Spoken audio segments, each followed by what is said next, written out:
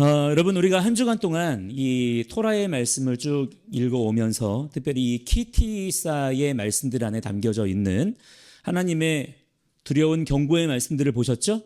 그리고 그와 함께 우리의 이 실제 현실 속에서 지금의 대한민국 국내 정세와 전 세계적인 이 국제 정세의 상황들을 우리가 바라보면서 지금 이 시대에도 동일하게 역사하시고 주관하시는 우리 하나님의 통치를 지금 우리는 목격하고 있는 줄을 믿습니다.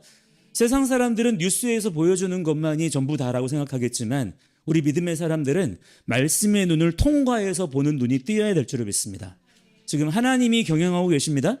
이 모든 일들이 그냥 뉴스에서 나오는 이야기들이 아니라 하나님께서 세상 열방을 통치하시고 계심을 드러내시는 그런 징조로서 나타나고 있는 줄을 여러분 깨달으시기를 바랍니다.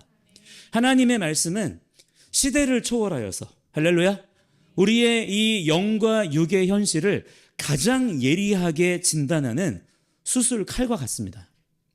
하나님께서 하나님의 말씀의 능력으로, 할렐루야, 그 창조의 능력으로 우리의 모든 상한 데를 고쳐주실 거예요. 우리의 모든 병든 곳을 치료해 주실 줄을 믿습니다. 자, 오늘은 그 연결선상에서 이번 주에 하프타라 말씀이거든요. 지금 우리가 서 있는 신앙의 현주소를 정직하게 그리고 아주 뼈아프게 그렇게 들여다보는 시간을 갖고자 합니다. 자, 오늘 본문은 하나님과 맺은 언약이 산산조각난 상태, 즉 철저하게 깨어진 이스라엘 백성들을 향한 하나님의 강권적인 회복 선언을 담고 있는 그런 내용이에요. 에스겔서 36장 16절 이하를 우리가 쭉 보셨는데요. 이스라엘이 왜 자신들의 땅에서 마치 토해지듯 쫓겨나서 열방으로 흩어지게 되었는지 그 이유가 오늘 말씀에서 명확하게 나옵니다. 그죠? 그 이유가 뭐라고 나옵니까? 17절에 보시면 뭐라고 나와요? 그들이 그 땅을 더럽혔기 때문이라는 거예요. 자, 이게 무슨 말일까요? 땅을 더럽혔다는 게 무엇을 의미하는 것일까요? 무슨 청소를 안 했다는 것일까요? 단순히 윤리적으로 그 땅 가운데 어떤 나쁜 일들이 막 일어났다는 것입니까? 그런 정도의 문제가 아닌 거예요. 18절에 보시면 이 땅을 더럽게 했다라는 것에 대한 구체적인 의미가 나옵니다. 함께 같이 한번 읽어보겠습니다. 18절 시작. 그들이 땅 위에 피를 쏟았으며 그 우상들로 말미암아 자신들을 더럽혔으므로 내가 분노를 그들 위에 쏟았다. 자, 무슨 말씀입니까? 쉽게 말해서 우상 숭배예요. 우상 숭배의 문제를 지금 말씀하고 계시는 것입니다. 그들의 우상 숭배, 특별히 누구입니까? 누구의 우상 숭배예요? 이스라엘 백성들은요, 그냥 사람들이 아니에요. 하나님께서 택하여 부르신 하나님의 은혜 입은 그분의 백성들인 것입니다. 하나님을 알아요. 하나님께 예배하는 사람들이에요. 하나님의 은혜 입은 자들인 것입니다. 그런데 그들이 뭐를 했다고요? 우상 숭배를 했다는 거예요. 그래서 하나님이 주신 그 땅, 그 하아레츠, 하나님이 살게 하신, 하나님이 지정하신, 하나님께서 성전이 세워지도록 허락하신 그 땅이 그들의 우상 숭배의 삶을 통해서 어떻게 되었다고요? 더러워졌다는 것입니다. 자, 여기서 우리는 이 우상 숭배라고 하는 것의 본질을 다시 한번 짚고 넘어가야 돼요. 이미 우리가 주일 예배 때도 말씀을 드렸지만요. 여러분, 우상 숭배가 무엇인가요? 그 본질이 무엇입니까? 기본적으로는 하나님을 추구하는 거예요. 하나님을 추구해요. 그러나 다른 하나님을 섬기는 거예요. 그게 우상 숭배인 것입니다. 사람은 영적인 존재로 지음받았고요. 특별히 하나님의 형상으로 창조되었기 때문에 기본적으로 그 안에 뭐가 있냐면 하나님을 향한 갈망이 다 있습니다. 이게 없는 사람은 있어요, 없어요? 아무도 없어요. 누구나 그 하나님을 찾는 영적 갈망이 다 있는 거예요. 그런데 그 갈망을 한 분 우리 여호와 하나님, 우리 주 예수와께로 향하여 두지 않고 내가 믿고 싶고 내가 따르고 싶고 내가 좋아하고 내가 컨트롤할 수 있는 하나님을 만들어서 섬기겠다는 것입니다. 그게 우상 숭배예요. 그것이 모든 이교들과 이단 사이비들 또 여러 가지 이데올로기들의 진짜 실체들인 것입니다. 내가 그렇게 좋아하는 것들을 만들어서 하나님처럼 섬기는 거예요. 그렇기 때문에 이것이 우상숭배라고 한다면 그 모든 우상숭배의 행위들 중에서 가장 가증한 것이 뭐겠습니까? 하나님의 진짜 이름도 알아요. 야훼를 부릅니다. 예슈아를 부르는 거예요. 하나님의 말씀도 알아요. 찬양도 해요. 예배도 드려요. 아멘도 해요. 헌금도 드립니다. 뭐 별거 다 해요. 그런데 정작 그 하나님을 이교적인 풍습으로 섬기는 거예요. 무엇입니까? 사람 보기에 좋고 사람 느낌에 좋은 대로 섬기는 거예요. 그게 무엇입니까? 황금 송아지 우상 숭배인 것이고, 그것이요 모든 우상 숭배 중에서도 가장 악하고 가증한 우상 숭배가 된다는 것을 우리는 알아야 된다라고 하는 거예요. 자, 오늘 본문의 상황도 마찬가지인 것입니다. 이스라엘 백성들이에요. 하나님이 택하여 부르신, 하나님이 구원하신 이스라엘 백성들이 과연 이때에 야훼 하나님을 완전히 버리고 처음부터 끝까지 그냥 바알만 온전히 섬겼을까요? 나는 오직 바알에게만 헌신합니다, 그랬을까요? 아니라는 거예요. 그들은요 여전히 성전에 가요. 여전히 제사를 드리는 거예요. 여전히 야훼의 절기도 지키는 것입니다. 하지만 자기들이 필요로 하는 순간에는 세상의 풍요를 약속하는 이방의 신들, 바알신, 아세라신, 몰렉신, 이런 이방의 신들, 이방의 가치관들, 이방의 문화들, 음란한 풍속들을 동시에 끌어안았던 거예요. 한쪽에서는 야훼의 성전에서 하나님께 올려드리면서 또 한쪽에서는 바알과 아세라와 몰렉과 이런 음란한 이방신들을 함께 섬기더라는 것입니다. 이것이 바로 성경이 가장 경고하는 우상숭배의 본질, 즉 무엇입니까? 혼합주의예요. 모든 우상숭배의 본질은 이 혼합주의입니다. 똑같아요. 하지만 그렇기 때문에 특히나 기독교 안에 있는 혼합주의일수록 더 악하고 가증한 것이 된다라고 하는 거예요. 왜 그렇습니까? 우리는 하나님을 안다고 말하는 사람들이기 때문이에요. 하나님을 안다고 말하지만 하나님의 이름은 부르지만 주여 주여도 하고요, 예수의 보혈도 부르고요, 십자가 마라나타, 성령의 불, 그렇게 온갖 가지 소리를 다 하지만 정작 내 실제 삶을 움직이는 방식과 시스템은요 애굽의 방식을 따라가는 거예요. 바벨론의 방식을 그대로 가져다 쓰는 것이기 때문입니다. 온갖 종교적인 행위는 다 있어요. 화려해요. 그런데 실제 우리의 현실을 살아가는 세계의 정치관, 경제관, 교육관, 어떤 문화에 대한 인식, 이 국제 정세를 바라보는 시선에 대해서는 하나님은 감히 여기에 손대지 말라는 거예요. 여기는 내 자리라는 것입니다. 그러면서 하나님은 교회 안에다가 꽁꽁 감춰두고 못 나오게 하는 거예요. 교회 안에 계시라는 거예요. 그게 우상숭배인 것입니다. 그래서 하나님께서 우상숭배를 그렇게나 미워하시는 거예요.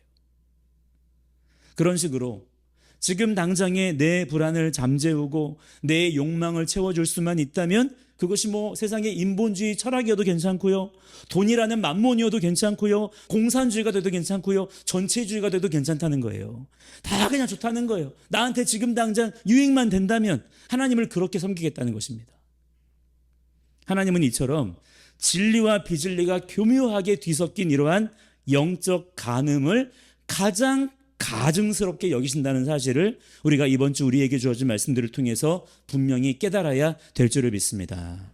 자, 그래서 결국 이스라엘은요 모든 민족과 나라들 중에서도 가장 놀라운 하나님의 은혜를 받았음에도 불구하고 이 혼합주의의 대가로 하나님이 주신 거룩한 땅에서 비참하게 토해지듯 쫓겨나게 되는 그러한 참담한 심판의 상황을 맞이하게 되었던 거예요. 자, 상황이 이쯤 되니까 그렇게 멸망한 이스라엘을 바라보는 세상 사람들이 있을 거잖아요. 이 세상 사람들의 반응이 어땠을까요? 20절 말씀을 보면요, 이방 사람들이 이스라엘을 가리켜서 조롱하기 시작합니다.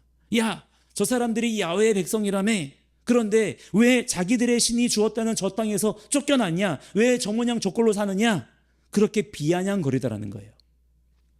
자, 그런데 여러분, 이 조롱의 말씀들을 이렇게 보면서 남의 이야기입니까? 오늘날 우리의 현실하고 너무나 이게 비춰지는 거예요. 혼합주의와 세속화에 깊이 물들어 버린 지금 이 시대의 기독교, 한국 교회를 향한 세상의 조롱의 소리와 정확하게 겹치는 소리다라는 것입니다. 세상과 구별되어서 거룩한 하나님 나라 백성으로서의 능력을 살아내야 될 우리가 오히려 세상의 논리와 이데올로기에 오염되어 버렸어요. 요즘 보면요, 그러한 상황들이 정말 말을 못해요. 완전히 눈이 멀고 귀가 먹은 것처럼 보일 정도입니다. 완전히 딴 세상에 살고 있는 것처럼 그렇게 느껴질 때가 얼마나 많은지 몰라요. 그 결과 지금 여러분 어떻게 되었습니까? 세상이요? 더 이상 교회를 어려워해요? 어려워하지 않아요? 어려워하지 않아요. 만만하게 보는 것입니다. 두려워하거나 존경하지 않는 거예요. 사도행전 5장에 나오는 장면들을 보시면요, 그때는 어땠습니까? 사람들이 알아서 교회를 막 존경하고 우러러 보았습니다. 교회에 나타난 영광 때문이었어요. 감히 자기들이 범접할 수가 없는 거예요. 그들만의 아우라가 있었다는 것이죠. 그런데 지금은 어떻습니까? 건물들은 크고 웅장해요.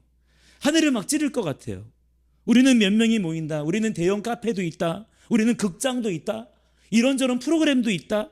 대안학교도 한다. 등등등 이런 자랑들을 늘어놓지만 정작 하나님의 그 거룩하신 이름이 구별됨을 잃어버린 우리로 인해서 세상 한가운데에 지금 이렇게 무참히 짓밟히고 유린되었다는 이 기가 막힌 현실을 지금 우리가 보고 있는 것입니다. 절망도 이런 절망이 없다라는 것이죠. 그래서 지금 우리가 전 국가적으로 이렇게 고난의 때, 징계와 채찍의 시간들을 맞이하고 있는 거예요. 눈 뜨고 코 베인다 그러잖아요. 얼마나 수치입니까? 눈 뜨고 코 베이면. 얼마나 억울해요. 그런데 그게 지금 딱 우리의 상황인 것이죠. 눈앞에서 우리의 생명과 재산을 약탈을 당하고요, 자유와 인권이 유린을 당해도 모르는 거예요. 그냥 모르고 좋다는 거예요. 따라가는 거예요, 그냥. 어쨌든 코스피가 막 오르고 있고, 아 좋다, 평안하다, 나라가 살만해졌다. 여러분, 이게 사실은 말이죠, 더 비참한 지옥 같은 상황이 지금 펼쳐져 있는 것입니다. 이처럼 아무런 지금 저항의 의지도 없고 뭐가 문제인지도 모르는 그런 상황이라면 이게 사실은 더 비참한 상황이라는 얘기예요. 자, 그런데 바로 이 처절한 실패와 절망의 한복판에서 하나님의 놀라운 선포가 터져 나오는 것을 볼 수가 있습니다. 오늘 본문 22절 말씀이에요. 함께 읽겠습니다. 22절 시작. 그러므로 너는 이스라엘 족속에게 이르기를 주 여호와께서 이같이 말씀하시기를 이스라엘 족속아, 내가 이렇게 행함은 너희를 위함이 아니요 너희가 들어간 그 여러 나라에서 더럽힌 나의 거룩한 이름을 위함이라. 아멘. 자, 여러분, 이 대목을 아주 주의 깊게 들어보셔야 됩니다. 어떤 분들은요, 이 말씀을 이렇게 보시면서 오해하는 분들도 제가 봤어요. 하나님이 나를 끔찍히 사랑해 주셔가지고 구원해 주시는 게 아니라, 아니 보니까 당신 이름에 체면이 깎이는 게 싫어서 살려주신다는 건가? 이 말씀을 그렇게 보는 분들이 있더라고요. 하지만 여러분, 그런 말씀이 아닌 거예요. 오히려 이 말씀에 기록된 이 선언이야말로 우리에게 주어지는 가장 완벽한 소망이자 복음이 되는 것입니다. 왜 그럴까요? 쉽게 말하면 우리의 구원과 회복의 근거가 어디에 있다는 거예요? 우리의 어떤 인간적인 자격이나 우리의 어떤 상태에 달려있는 것이 아니라는 것입니다. 만약 여러분 그렇게 우리의 구원과 회복의 조건이 우리의 어떤 자격이나 우리의 어떤 상태나 조건에 달려있는 것이라면 과연 어떨 것 같으세요? 자신 있으십니까? 우리는요, 어떤 사람들이에요? 당장 내일이라도 조금만 살만해지면, 조금만 조건이 갖추어지면 금방 또다시 금송아지를 만들어낼 그런 연약한 존재들입니다. 그게 우리의 실체예요. 인간은 본능적으로 불확실성을 싫어하는 존재라 그랬죠. 당장 우리 자신이 그렇잖아요.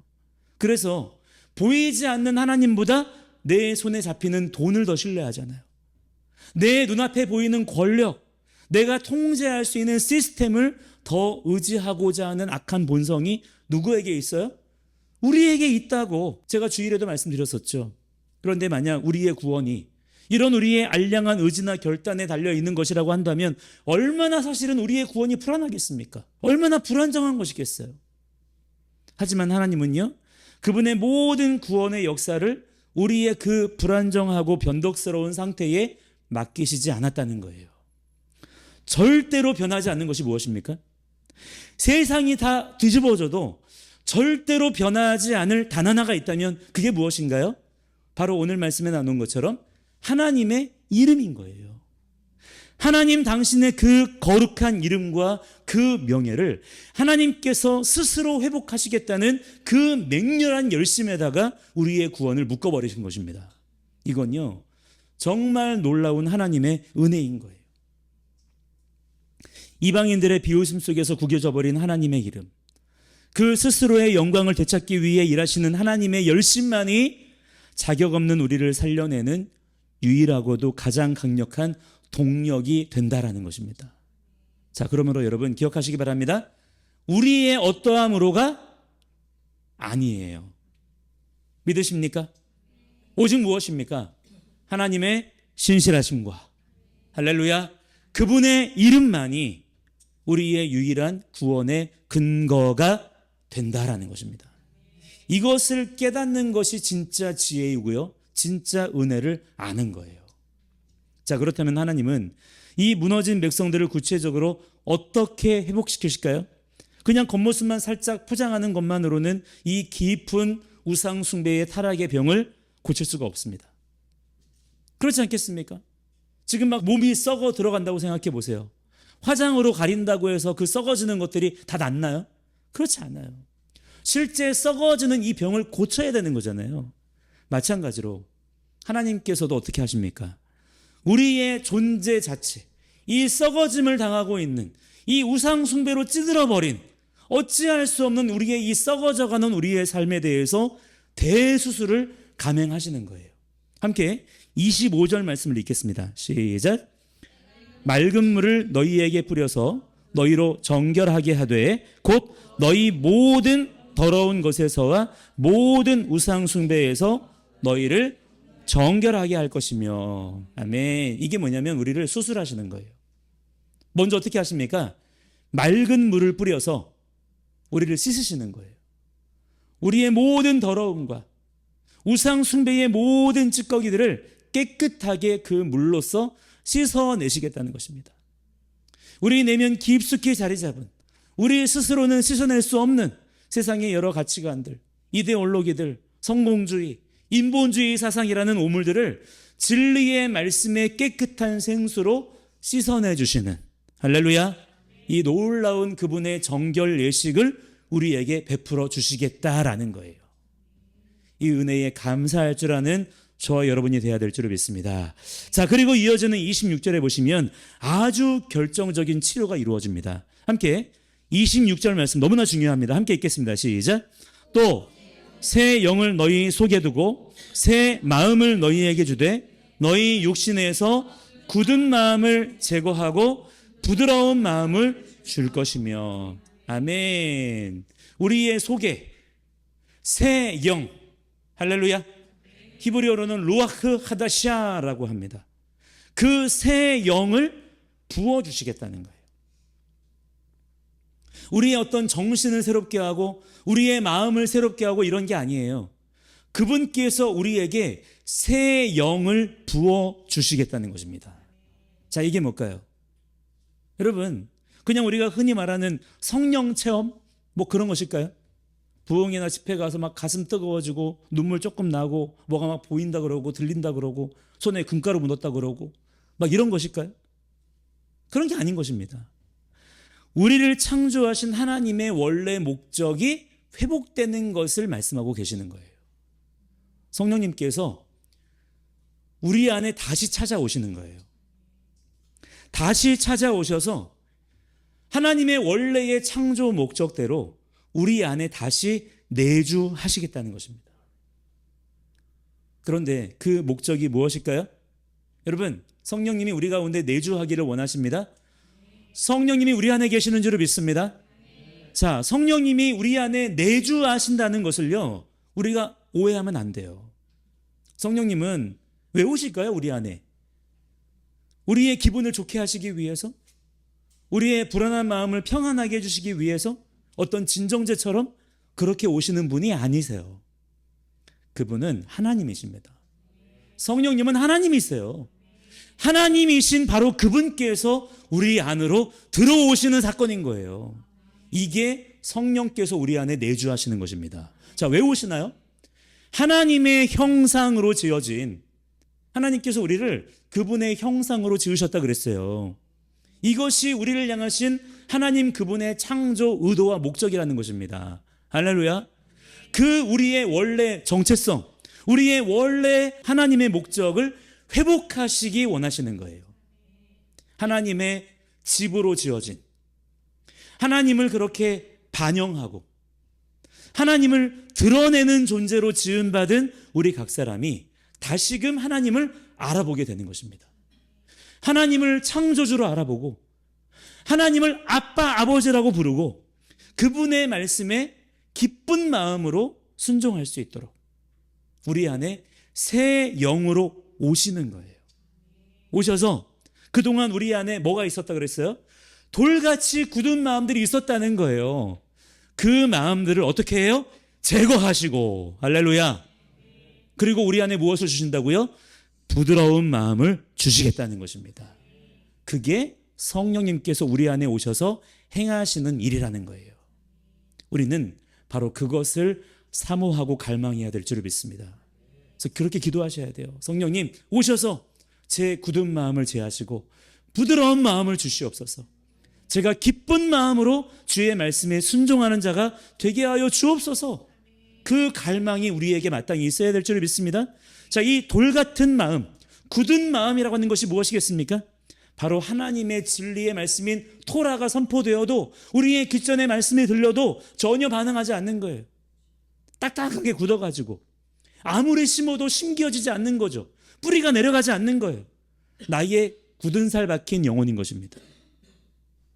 성경에 기록된 이 진리의 말씀들보다 세상의 이데올로기가 더 아멘이 되는 거예요. 심지어는 공산주의적인 평등 사상이 더 아멘이 되는 것입니다. 더 샬롬인 거예요. 그것들이 더 좋은 것이고 더 합리적인 것이라고 믿어왔던 우리의 영적 교만인 것입니다. 그게 굳은 마음인 거예요. 자기 좋을 때는 하나님 사랑한다고 막 부르다가도 조금만 내 삶에 하나님이 간섭하려 들면 금방 고개 돌리고 금송아지나 만들어서 섬기던 나의 완악함이 바로 이 굳은 마음인 것입니다. 하나님은요, 이 딱딱하게 굳어버린 우상 숭배의 돌덩어리를 우리 가슴에서 후벼 파내시겠다는 거예요. 이것이 하나님의 우리를 향하신 치료인 것입니다.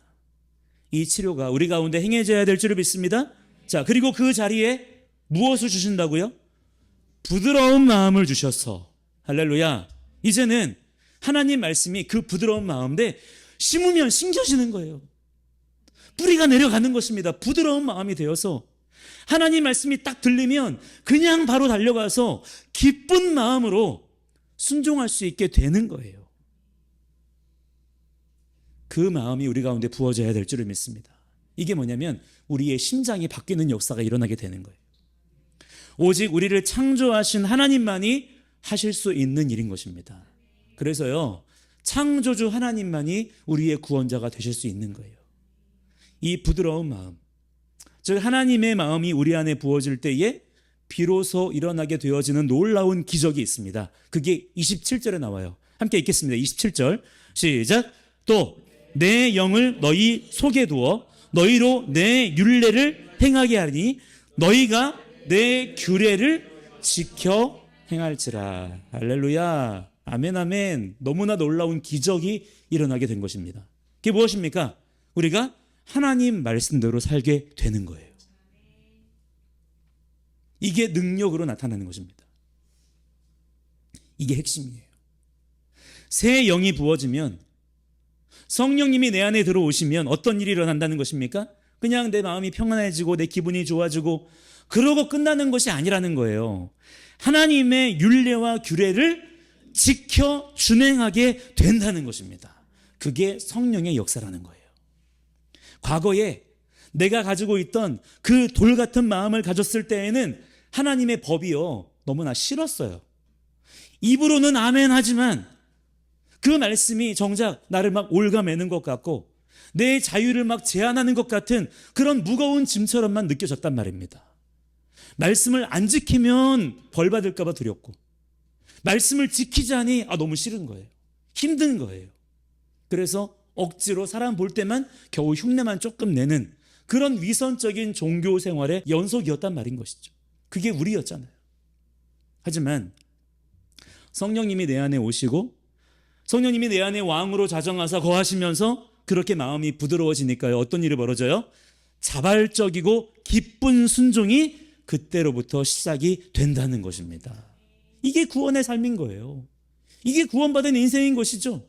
하나님이 창조하신 원래의 목적대로 그 사람이 살게 되어지는 거예요. 그게 무엇입니까? 하나님의 말씀대로 사는 거예요. 그것이 하나님께서 우리에게 기대하시고 원하시는 에덴에서의 삶인 줄을 믿으시기 바랍니다. 이제는요, 하나님의 통치를 받는 것이요, 전에는 억압이었어요. 전에는 너무나 무거운 것이었어요. 그러나 이제 부드러운 마음을 가졌을 때에는 억압이 아니에요. 기쁜 것입니다. 자유한 거예요. 내가 먼저 그렇게 행하는 것입니다. 그래서 전에는 하나님 말씀이 들려올 때 이 말씀 죄와 사망의 법이었어요. 이 말씀 때문에 내가 죄를 지을 수밖에 없다. 이 말씀이 없다면 차라리 내가 죄 안 지을 텐데, 왜? 내가 하는 일들이 죄라는 것이 입증되지 않을 테니까. 그런 생각이 나면서 하는 거예요. 근데 말씀이 있어요. 그래서 이 말씀이 무거운 짐인 것입니다. 죄와 사망의 법인 거예요. 그러나 이제는요, 그리스도 예수 안에서 자유케 되었을 때에는 생명의 성령의 법인 거예요. 그냥 아멘 아멘이 되는 것입니다. 이게 구원받은 성도의 삶이다라고 하는 거예요. 그래서 로마서 8장에 보시면 이제는 육신을 따르지 않고 성령을 따라 행하는 삶을 살게 된다는 거예요. 자, 여러분, 이것이 바로 지금의 이 죄로 혼탁한 시대를 거스르는 진짜 구원받은 하나님 나라 백성의 모습인 것입니다. 지금 세상 사람들이 다 저렇게 산다고 해서 그 얄팍한 인본주의 문화에 우리가 함께 휩쓸려가면 안 되는 것입니다. 우리의 유일한 머리이신 예슈아 함마시아의 통치 아래에서 나의 가정, 나의 직장, 우리의 모든 경제와 사회와 모든 정치의 모든 영역에서 하나님의 율례와 규례와 법도가 우리의 삶의 유일한 기준과 방식이 되게 하는 거예요. 결국 여러분이 이 위대한 회복의 끝은 그렇다면 어디를 향하고 있을까요? 우리 함께 오늘 본문의 35절을 보시면요, 사람들이 이렇게 말하게 될 것이라고 말씀합니다. 함께 읽겠습니다. 시작. 사람이 이르기를 이 땅이 황폐하더니 이제는 에덴 동산같이 되었고 황량하고 적막하고 무너진 성읍들의 성벽과 주민이 있다 하리니. 아멘. 뭐가 나오나요? 에덴이라는 표현에 주목해 보시기 바랍니다. 자, 여러분, 에덴의 회복이라는 거예요. 정확하게 말씀하고 계시는 거예요. 그동안 잃어버렸었던, 우리가 잊고 있었던 에덴의 질서와 풍성함을 하나님의 능력으로 새롭게 회복하시겠다는 거예요. 그런데 무엇을 통해서요? 하나님의 마법이 아니에요. 하나님의 형상으로 지음받은 우리 안에 굳은 마음을 제하시고 부드러운 마음을 주셔서 우리가 뭐 하는 거예요? 하나님 말씀에 이 땅 가운데에서 순종하는 거예요. 그렇게 우리의 순종의 삶으로 하나님의 통치 체계를 이 세상 가운데 세워나가는 것입니다. 그 삶의 순종들을 통해서 뭐가 회복이 되어져요? 에덴이 회복되는 역사를 하나님 그분께서 이루시겠다는 거예요. 여러분, 진짜 회복은요, 나 혼자 예수 믿고 나 구원받았다 하면서 나 죽으면 좋은 데 가야지, 이런 정도에 머물러서는 안 된다는 것입니다. 만약에 하나님 나라의 복음이 겨우 그 정도의 얘기라면요, 뭐 불교나 이슬람교나 힌두교나 뭐 똑같은 거예요. 뭐가 다를 바가 있겠습니까? 걔네들도 그런 정도의 이야기는 할 줄 안단 말이에요. 그러나 하나님께서는, 창조주 하나님께서는 에덴을 기억하시는 거예요. 에덴을 회복하기 원하신다라는 비전을 오늘 우리에게 주고 계시는 것입니다. 살아계신 한 분 하나님의 영이 우리 안에 거하심으로, 할렐루야, 우리가 두 발을 딛고 살아가는 이 척박한 땅의 모든 영역에서 우리의 그 순종의 삶으로 하나님의 법도가 살아 숨쉬게 만드는 것. 그동안 우리의 죄와 허물로 인하여서 우리의 불순종으로 인하여서 파괴되었었던 창조 질서를 회복하여서 이 땅 가운데 이 피조 세계에 하나님의 킹덤을 세워가는 것, 그것이 예수 그리스도 안에서 이루어질 구원의 완전한 역사라는 것입니다. 자, 그렇다면 오늘 이 말씀을 마주한 우리는 무엇을 결단해야 되겠습니까? 결론을 맺겠습니다. 첫째는요, 우리 내면에 교묘하게 숨어있는 굳은 마음의 실체를 찾아내서 어떻게 해야 돼요? 제거하는 것입니다. 이건 우리가 제거할 수 없어요. 그래서 우리가 기도해야 되는 것입니다. 성령님 오셔서, 주여 오시옵소서, 오늘 더 충만하게 와 주시옵소서. 그래서 내 안에 있는 굳은 마음들을 제거하시고 무엇을 구해야 됩니까? 부드러운 마음을 주시옵소서. 우리의 굳은 마음이 있음을 정직하게 직시하시고 주님 앞에 토해내시는 자들이 되시기 바랍니다. 하나님의 이름을 부르면서도 여전히 세상 사랑하고 내 편의대로 신앙을 그렇게 조작하려 했던 내 지난날의 모든 혼합주의가 있단 말이에요. 나에게도. 그 혼합주의와 우상숭배의 잔재들을 말씀 앞에 낱낱이 고발하는 자들이 되시기 바랍니다. 내 힘으로는 이 타락의 굴레에서 벗어날 수가 있어요, 없어요? 없는 거예요. 오직 자기 이름을 걸고 일하시는 하나님의 거룩한 열심 앞에 우리의 무기력함을 솔직하게 털어놓고 그렇게 엎드리는 자들이 되셔야 될 줄 믿습니다. 둘째는요, 우리의 지금의 기도의 내용을 바꿔야 돼요. 우리의 어떤 피상적인 위로나 감정적인 해가를 구하는 기도를 멈추고 새 영을 주시옵소서. 이 기도가 회복되어야 될 줄 믿습니다. 새 영, 루아흐 하다샤가 우리 가운데 부어지기를 원합니다라고 하는 본질적인 변화를 간구하시기를 바랍니다. 하나님, 내 안에서 진리를 거스르고요, 끊임없이 세상의 이데올로기와 타협하려 드는 이 굳어버린 돌 같은 마음을 산산조각 내주시옵소서. 주여 오시옵소서. 진리의 말씀에 더 기꺼이 기쁜 마음으로 순종하고 반응하는 그러한 나의 삶을 새롭게 창조하여 주시옵소서. 그렇게 기도해야 된다는 거예요. 우리의 기도의 제목이 바뀌어져야 될 줄 믿습니다. 자, 마지막으로는 그 부드러워진 마음으로 뭐를 어떻게 해야 돼요? 그냥 좋다, 행복하다, 깨끗하다, 이게 아니에요. 그렇게 부드러운 마음을 갖게 되었을 때 뭐 해야 된다 그랬습니까? 주의 율례와 규례를 지켜 준행해야 될 줄을 믿습니다. 정신을 바짝 차리고 두 눈 부릅뜨고 세상 한가운데예로 말씀 들고 나아가는 거예요. 그냥 말씀을 던지는 게 아니에요. 말씀을 내 삶에 심는 것입니다. 말씀이 어떻게 세상 가운데 증거될까요? 우리가 복음의 증인으로 부름 받은 줄을 믿습니다. 자, 여러분은 증인이십니까? 증인의 사명을 끝까지 감당하시겠습니까? 어떻게 해요? 말하는 게 아니에요. 물론 말하는 것도 중요하지만 말하는 것만으로는 아무런 일도 일어나지 않아요. 우리가 복음을 설명하는 것이 증인이 아니에요. 증인이라고 하는 것은 목격자인 것입니다. 내가 본 것을 그 증거를 가지고 보여주는 게 증인이에요. 우리가 세상 가운데 보여줄 것이 뭐가 있습니까? 나의 변화된 삶이에요. 그게 뭐죠? 내가 어떻게 변화되었죠? 내가 착해졌습니까? 내가 좀 더 친절해졌나요? 내가 막 얼굴에 빛이 나나요? 날개가 생겼나요? 내가 뭐가 바뀌었어요? 자, 우리가 예수 믿고 바뀌었습니까? 뭐가 바뀌었죠? 하나님 말씀대로 사는 거예요. 이게 바뀐 것입니다. 그 전에는 나름대로 그냥 착한 사람이었어요. 나름대로 나이스한 사람이었던 거예요. 저 사람 참 괜찮아, 저 사람 참 좋은 사람이야, 이런 평가 받았어요. 이거는 다 똥이라는 거예요. 분토만도 못한 것입니다. 진짜는 무엇입니까? 그 전에 없던 하나님 말씀의 기준이 그 사람에게 생긴 거예요. 그래서 이제는요, 그 사람이 어떻게 사냐면 하나님의 말씀을 딱 기준에 놓고 하나님 말씀에서 하라 그랬으면 그건 열심히 하는 거예요. 그런데 내가 그 전에 열심히 하던 건데, 좋아하던 건데, 이제 보니까 하나님 말씀에 보니까 하지 말래요. 그러면 안 하는 것입니다. 잘라내는 거예요. 그게 달라진 것입니다. 그거를 보여주는 거예요. 내 삶에서 하나님께서 왕이심을 내 삶으로 보여주는 거예요. 그게 증인인 것입니다. 그게 우리가 해야 되는 거예요. 그러면요, 세상 사람들이 놀랍니다. 말씀대로 살아야 돼. 말씀대로 순종해야 돼. 그러면요, 꼭 그러는 분들이 있어요. 어떻게 사람들이 말씀대로만 사냐? 어떻게 이 말씀을 다 지키고 사냐? 누가 지금 다 살으래요? 이 말씀들을 지금 다 지키라 그랬습니까? 지금을 사는 것입니다. 지금을 말씀에 맞춰 사는 거예요. 지금 이 순간, 지금 내가 해야 될 말, 지금 내가 해야 될 행동들을 말씀에 맞추라 이 말이에요. 내일 일은 내일이 염려하게 하고요. 나는 지금 오늘을 하나님 말씀에 맞추어 사는 것입니다. 내일은 내가 모르죠.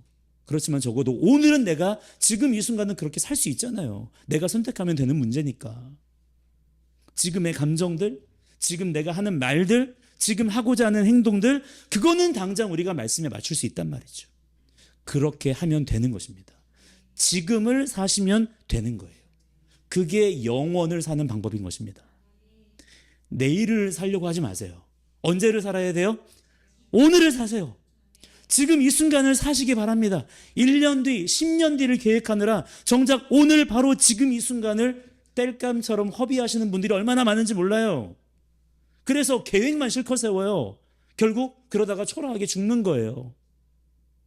그러면 안 되는 것입니다. 오늘 지금 하나님 말씀에 순종하는 것, 그게 지혜롭고 부지런한 인생인 거예요. 그러면요, 하나님의 정하신 때에 하나님께서 알아서 쓰십니다. 누구는 모세처럼 쓰임 받는 거예요. 누구는 요셉처럼 쓰임 받고요, 누구는 삼손처럼, 누구는 다윗처럼 하나님께서 다 그렇게 쓰시는 거예요. 그렇게 주님의 일들을 드러내는 것입니다.